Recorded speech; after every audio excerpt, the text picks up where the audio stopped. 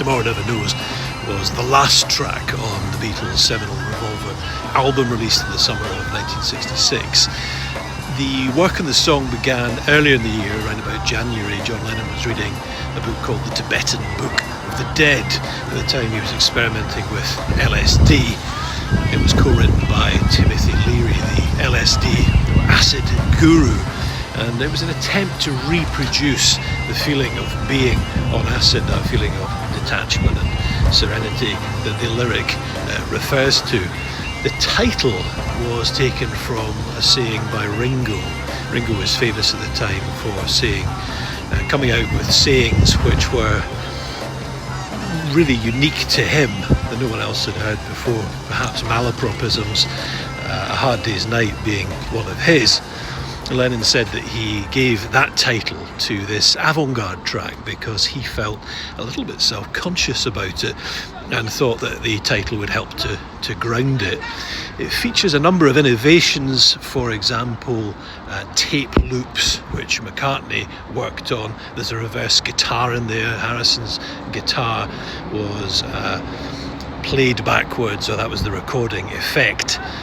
There was also use of a Leslie speaker, which would normally be used with a Hammond organ, to produce Lennon's incredible vocal. Lennon had said that he wanted to sound like Tibetan monks chanting from a mountaintop, which presented something of a challenge for the producer George Martin. McCartney remembers Lennon going to the Beatles manager Brian Epstein's house in Mayfair, London, and demoing the song, playing the song to them on an acoustic guitar, basically just strumming a C chord repeatedly.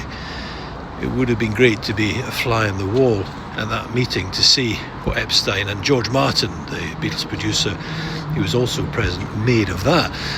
In fact, what we're told is that Martin said that he thought it was jolly interesting, and he then went on, as he did with so many other Beatles compositions, to turn it into a masterpiece. It was really the first time the Beatles had used the recording studio as an instrument, taking innovation to an entirely new level, certainly linked to She Said, She Said, same kind of category in the sense that they were songs about acid in a broad sense. Tomorrow Never Knows takes it up a gear.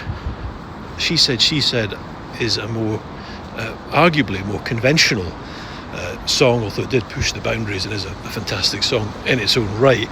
Tomorrow Never Knows moved it into another category altogether of innovation, and must at the time have been quite jarring to listen to as it is now.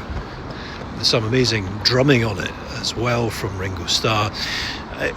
Viewers of Mad Men, fans of Mad Men, will remember it from season 5 of the show, where Don Draper listens to the track and isn't particularly impressed by it. It's a sign that Draper is perhaps behind the times when it comes to modern music. And the producers of Mad Men had to pay a reported $250,000 for the right to use Tomorrow Never Knows.